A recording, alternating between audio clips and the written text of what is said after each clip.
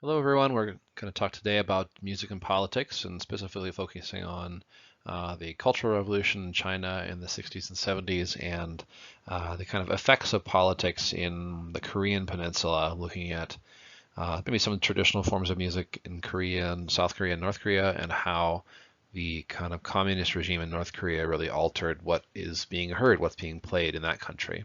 So looking at music and its role and its in service to ideological goals, in this case, communist China and communist North Korea.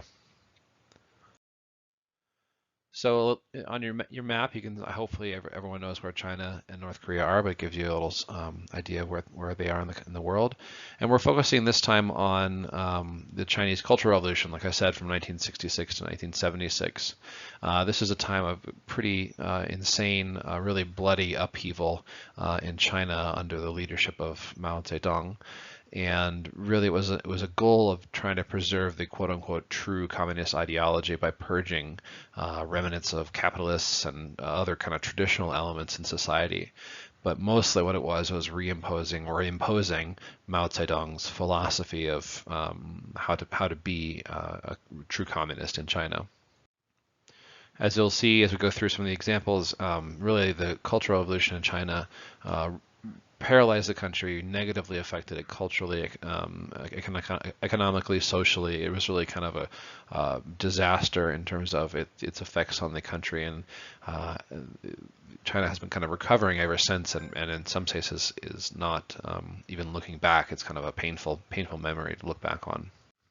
So during the Cultural Revolution, millions of people were persecuted. They were put on abuses. They suffered abuses such as public humiliation, torture, imprisonment, hard labor.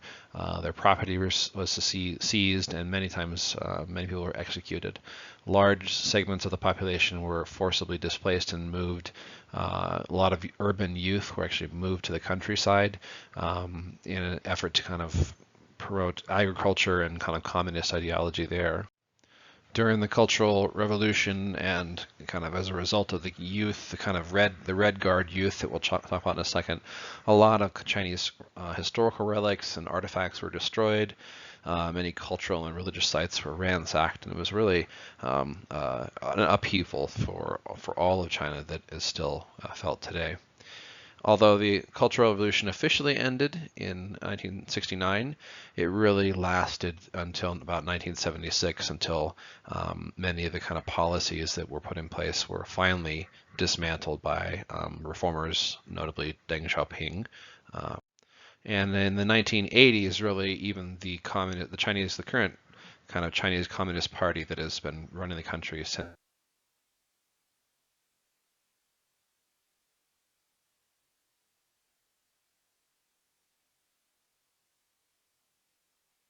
actively disavowing the ideologies behind the Cultural Revolution.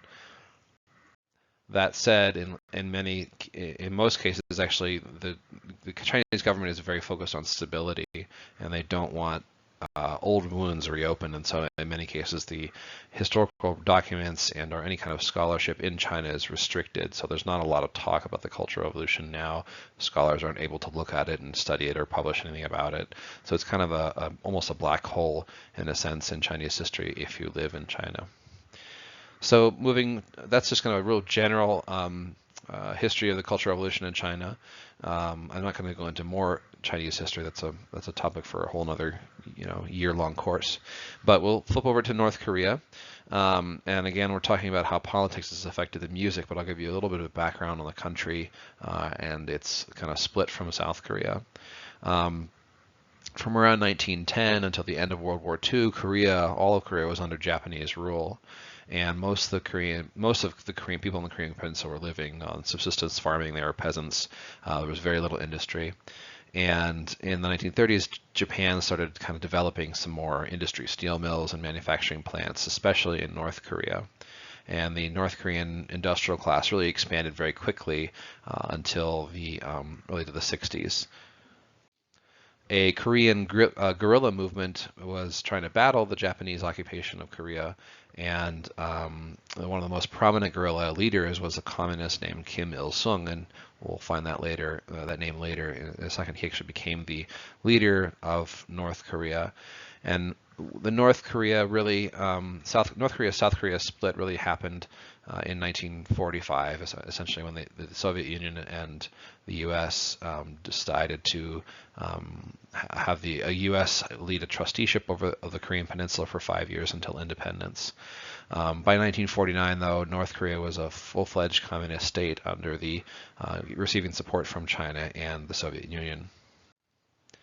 And as I mentioned, that name Kim Il-sung in 1950, with the backing of China and the Soviet Union, there was again these communist rebels who forcibly tried to integrate North Korea and South Korea back together, and this caused the bloody Korean War from 1950 to 1953.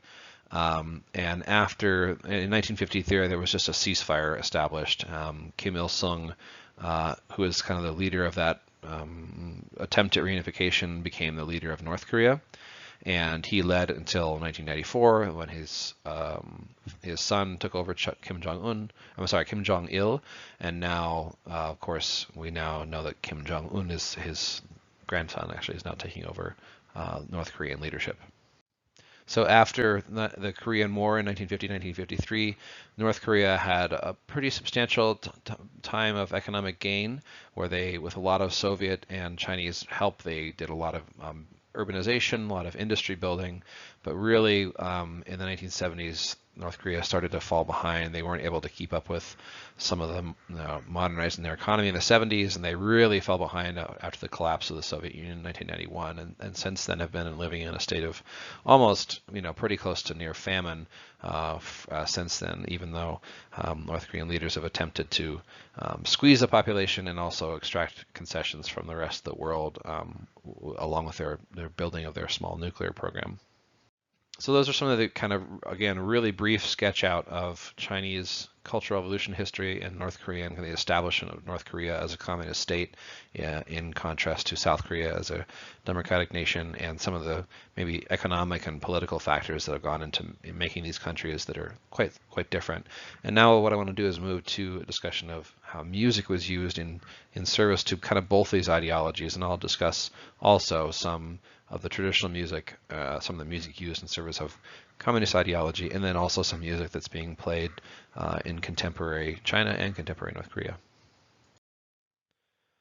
So the Cultural Revolution was, again, more about Mao than it was about culture, but Mao used his words were used against countless individuals, really. He tried to describe like all literature and art as belonging to a definite class, and there are definite political lines, and there's no such thing as art for art's sake. And so there's a lot of reaction against Western music that was in China for quite some time before the Cultural Revolution. And so China has a long history of really great conservatories and orchestras.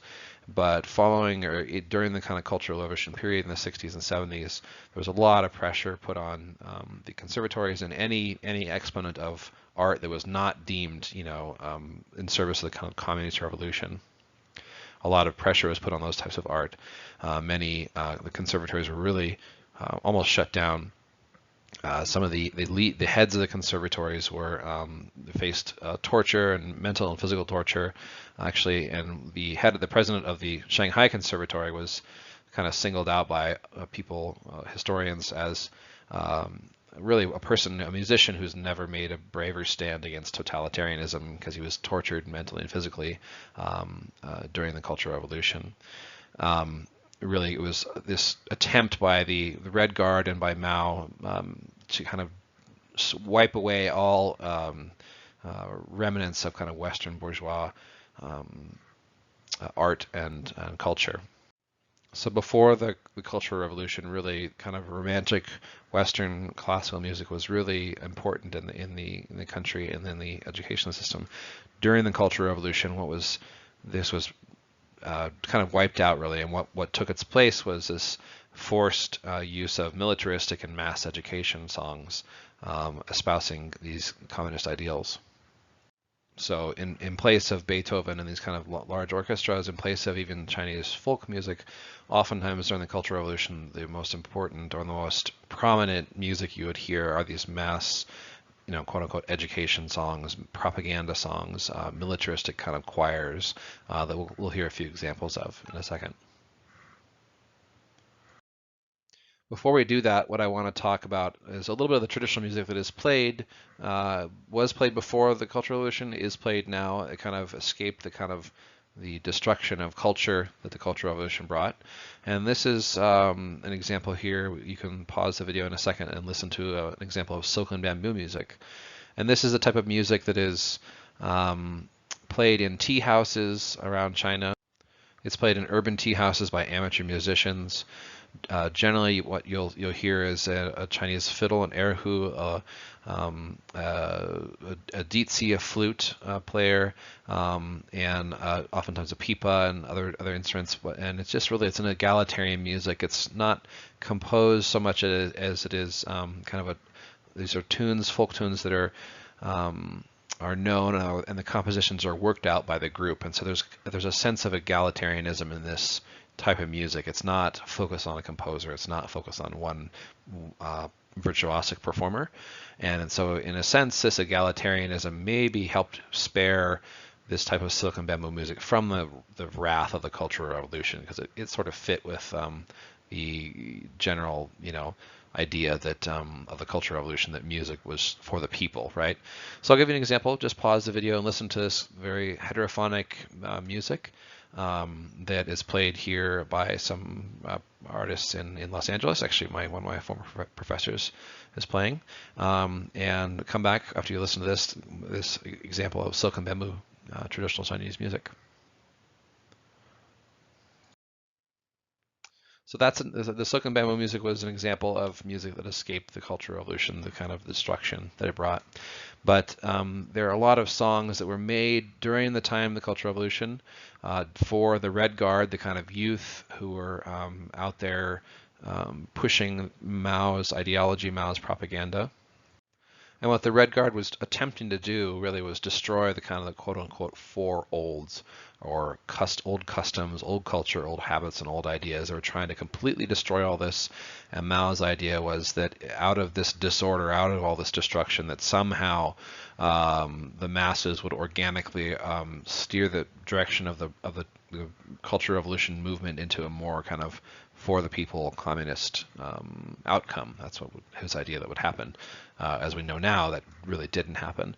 But what you had, like I mentioned, is these militaristic education songs that were very played everywhere in schools. You had people going out, Red Guard were going out into villages, and they would play these on the radio. They would sing these. They were propaganda. It was everywhere. Posters were everywhere, and the music was really used as one of the main ways of getting educating, quote unquote, the population. So the Red Guard would use little newspapers or handbills. They'd give out small booklets. Their songs were played on public address systems, on campuses, in the streets, on trains. They were really on the radio everywhere. And really, Red Guard songs emphasized kind of four things, really: the fight against capitalism, the kind of stealing of people, of Chinese hearts, minds, and bodies to kind of endure hardship, which ironically was a lot of the hardship was created by the Cultural Revolution. The songs also focus on the heroism and blood imagery of the kind of combatants in this cultural war, and they oftentimes use the very superlative, martial, exalted, or vulgar lyrics that took the idea of superlative to the extreme. So oftentimes you'll hear in these songs like, these repetition of words being kind of exalting and using the superlative adjectives over and over and over to make it kind of almost to the ridiculous end of writing lyrics. These songs were used as propaganda, and they were used for ideological indoctrination. They were values, they were vehicles for values, and really the Red Guard used these songs as weapons. This was part of their way to battle capitalism and what they saw as the vestiges of West control over China. Of course, a lot of these songs, and we'll give an example of them, were selected for their ideology or the ideological content first and their artistic merits second. So a lot of these songs are really kind of campy and not the greatest thing to listen to, but they were played all over the place, and really you couldn't disapprove of their playing, otherwise you'd be marked as someone who would be targeted by the Red Guard and by the cultural revolutionaries. So in isolated areas, songs were made up for newspapers and radio stations, and we don't know whether or not people really enjoyed them as entertainment, but they were, the political messages may have been received or not, but they were again played everywhere. You could hardly escape this type of songs and propaganda instruction. Somewhat in contrast to other communist youth movements around the world, these songs didn't necessarily focus on, comradeship or friendship. They would oftentimes they relied on pre-communist, archaic kind of imagery like magic and sun and symbolism and blood, etc. And so this was lyrically, they're slightly different than what you'd find in other kind of communist youth movements around the world.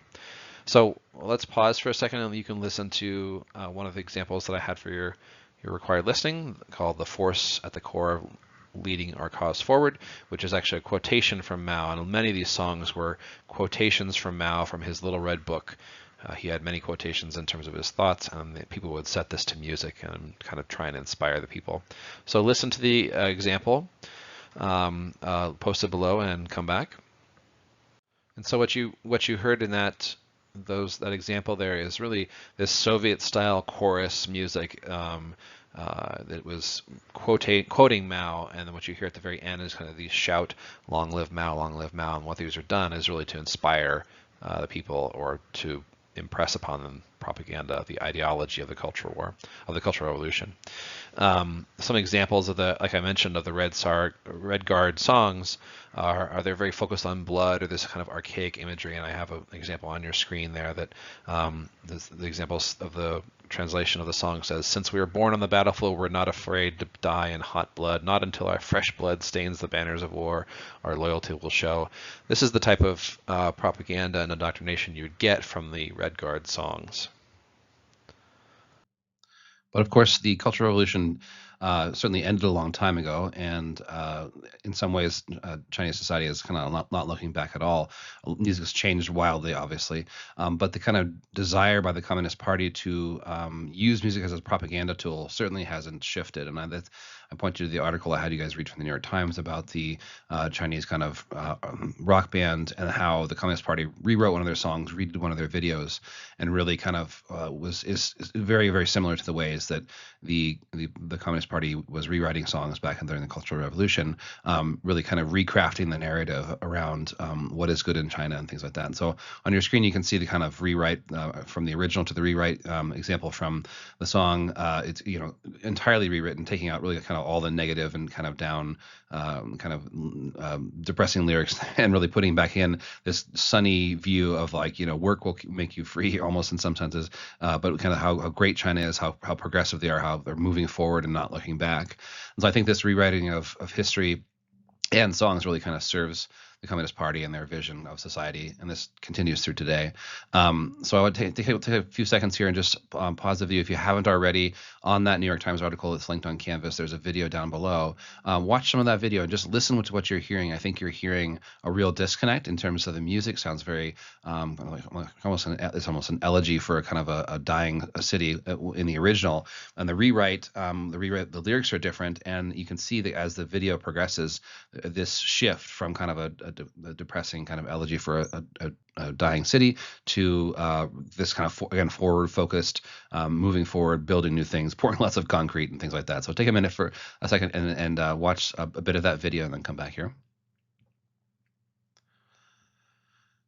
I think, as you saw in there, it's almost comical in some ways of how the video really doesn't match the original intent of the song. But I think that's one of the ways that the Communist Party is, again, trying to reshape the narrative around what is correct and what is kind of right thinking. This is very similar to the ways that back in the Cultural Revolution, Mao Zedong was kind of pushing this idea of what is correct, what is right through his little red books and things like that. There's a similar movement today with Xi Jinping, the current leader of China, pushing kind of right behavior, right thinking. He has his own little book that is kind of almost required reading for most people out there, and certainly is kind of pushing his vision of what Chinese society is. But I think you see this, that although the times have changed radically, China is a very different place than during the Cultural Revolution. I think the desire of the Communist Party to reshape the narrative is still very strong, and I think this example from that kill that one from Xiang Zhanhuang, I hope that didn't slaughter that name, but that the example from that piece of music is really very indicative of how the Communist Party is attempting to kind of rewrite history and rewrite the future to kind of push the society forward. And just like in that more current example, I think this next example as a Taiwanese Chinese American artist, Will Pan, his example of Moonlight, really I think shows off some of the ways that artists are working with audiences in China, but also kind of working with the freedom that comes with being a Taiwanese pop artist, and you kind of see some maybe a little bit more complexity in this next example. So Will Pan's Moonlight was popular in China and Taiwan, and he's also done an English version. I think I linked that on Canvas. So take a moment, watch the entirety of a Moonlight video on Canvas, and come back here. Again, I think like the example from the previous slide, I think this shows off a real kind of a future focused theme, I guess I should say.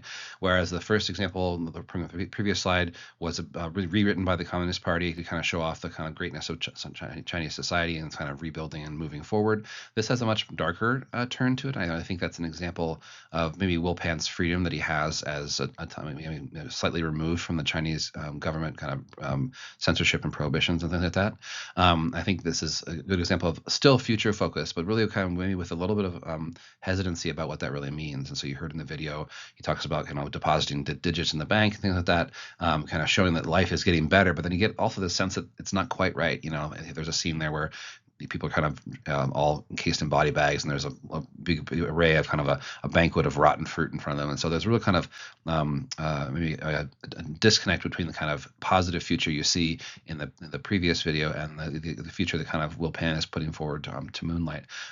So I think I think this shows off kind of some of the tensions there in Chinese society. I mentioned before that really the Chinese society is really not able to look back. Really, the Cultural Revolution is not discussed, and it's really kind of it's off. You can't discuss things, and it's really subject to a lot of official scrutiny if you attempt to try and write about it or talk about it.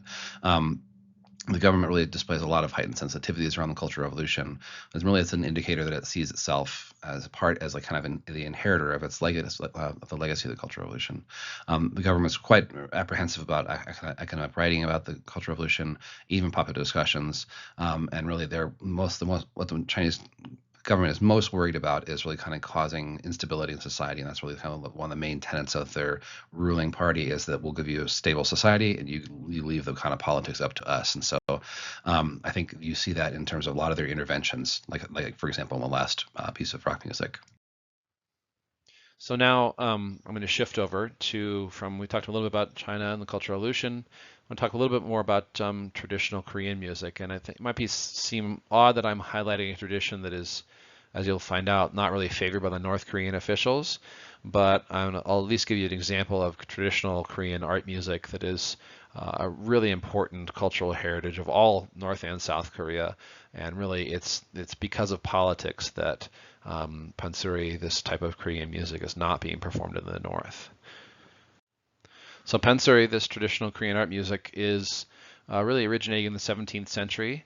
And the earliest pansori performers were really probably street performers, and their audience were lower class people on the street.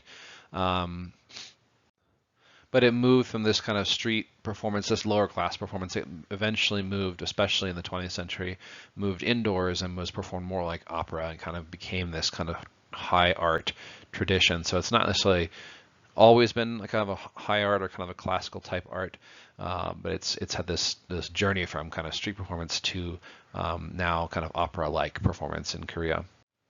And pansori is a narrative form for a solo voice and a drum. and it employs like song, speech, gesture. It's a very dramatic, very intense kind of way of telling a story. There are only really 5 stories that Pansori players perform that are remaining, and the telling of each story lasts for several hours.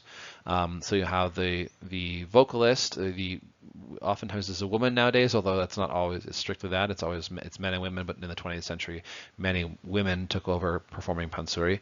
And you have the drum player, the P-U-K drum player, who also shouts accompaniment shouts kind of encouragement and accompaniment at the singer. And there's the aesthetics of pansori are a little bit different than what we hear in the West in terms of vocal qualities.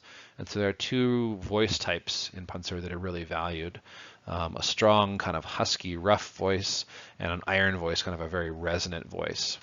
So it's not so much about the melodiousness or the kind of what we would say kind of typical Western concept of melody. Again, this is a different aesthetic than we normally hear in the West. So again, pansori originated in the 17th century, and during the Japanese occupation in the early 20th century, pansori was actually censored because it was an example of the Korean nationalism that the Japanese did not want to allow. It survived through that actually, and was actually now proclaimed a masterpiece of oral and intangible heritage in 2003. So it's a very highly regarded art form in Korea, especially South Korea now.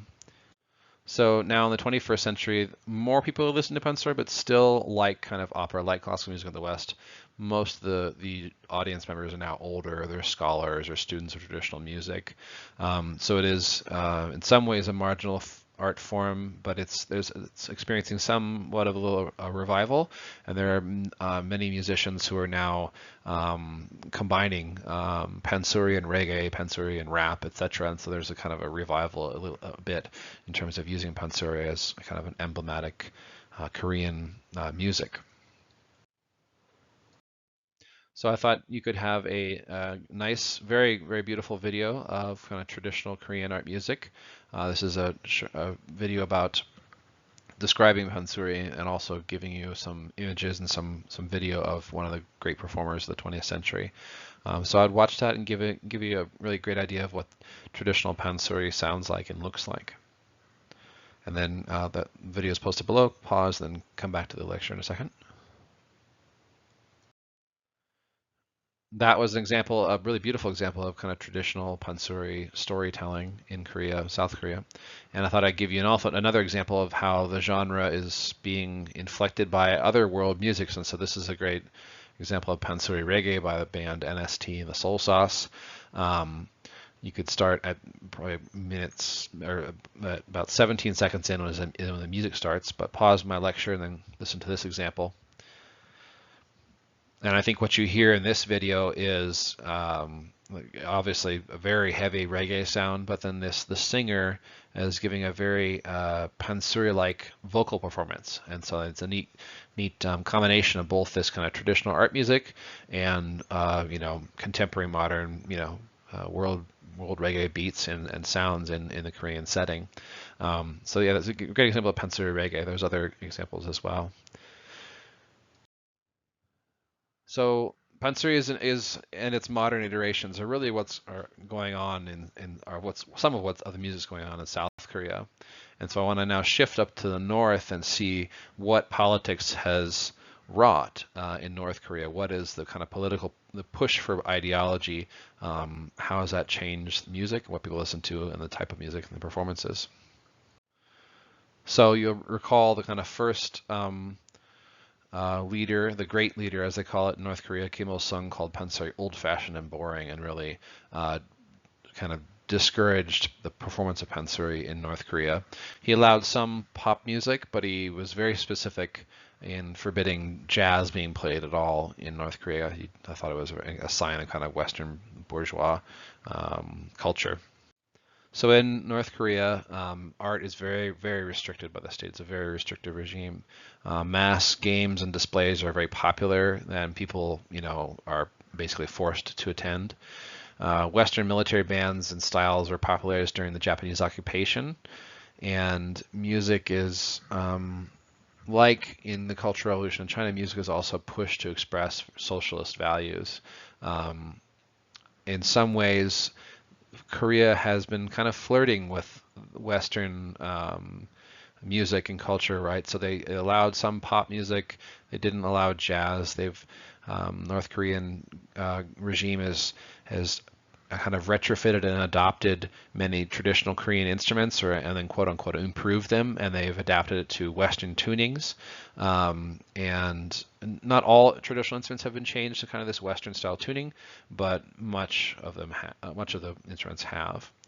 Again, there's an example here I gave you of again the Soviet style chorus song that is very popular with these communist regimes, China and North Korea. This is called No Motherland Without You, and this is extolling the virtues of the kind of first leader of Korea, the great leader Kim Il-sung and Kim Jong-il.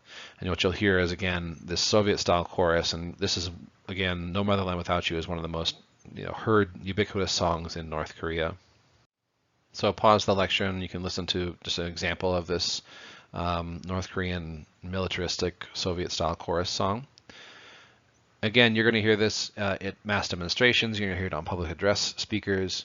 In fact, every morning at 6 a.m. in Pyongyang, the capital of North Korea, what's blared on loudspeakers is actually a kind of this very strange synthetic or synthesizer music titled "Where Are You, Dear General?"